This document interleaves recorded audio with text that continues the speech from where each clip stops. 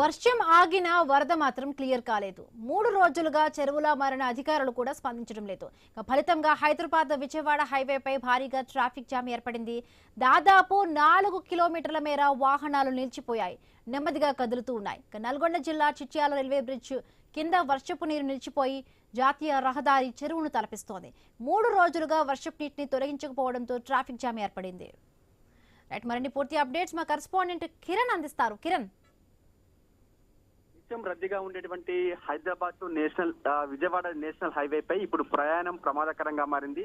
ఓ విధంగా చెప్పాలంటే సాహసంగా మారిందని చెప్పొచ్చు. ఎందుకంటే గత 3 రోజుల నుంచి కురుస్తున్నటువంటి భారీ వర్షాల నేపథ్యంలో హైదరాబాద్ విజయవాడ హైవే పై ఉన్నటువంటి చిట్యాల రైల్వే బ్రిడ్జ్ కింద వరద పేరుకుపోయింది. ఆ వరద ఇప్పుడు చెరువును తలపిస్తున్నటువంటి పరిస్థితి అయితే ఉంది. అయితే 3 రోజులు గడుస్తున్నప్పటికీ కూడా రైల్వే బ్రిడ్జ్ కింద నీరు తొలగించని నేపథ్యంలో వాహనాలు అయితే స్లోగా మూవ్ అవుతున్నటువంటి పరిస్థితి అయితే ఉంది. ఎందుకంటే అక్కడ చెరువును తలపిస్తున్నటువంటి నేపథ్యంలో అక్కడ సాహసోపేతమైనటువంటి ప్రయాణం చేయాలి కాబట్టి అక్కడ వాహనాలు నెమ్మదిగా కదులుతున్నాయి. ఆ నేపథ్యంలోనే అక్కడ ట్రాఫిక్ జామ్ అయితే ఏర్పడుతూ ఉన్నటువంటి పరిస్థితి అయితే ఉంది.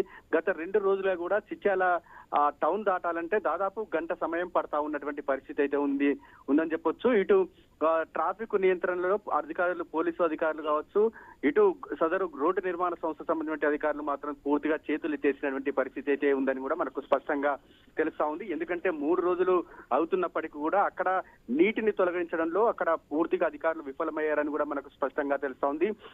ఇటు చిట్యాల నుంచి ఇటు పెద్ద కాపర్తి 7 కిలోమీటర్లు ఉంటుంది. ఆ 7 కిలోమీటర్ల ప్రయాణానికి సుమారు గంట నుంచి గంటన్నర సమయం పడతా ఉన్నటువంటి పరిస్థితి అయితే ఉందని చెప్పొచ్చు. దీంతో హైవేపై ప్రయాణం చేయాలంటేనే వాహనదారులు నరక యాతన అనుభవిస్తున్నటువంటి పరిస్థితి అయితే ఉంది.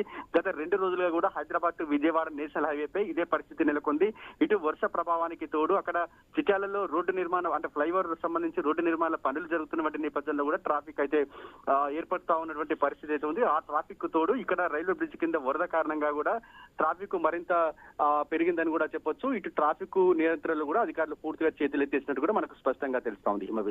Right, thank you Kiran, thanks for the updates.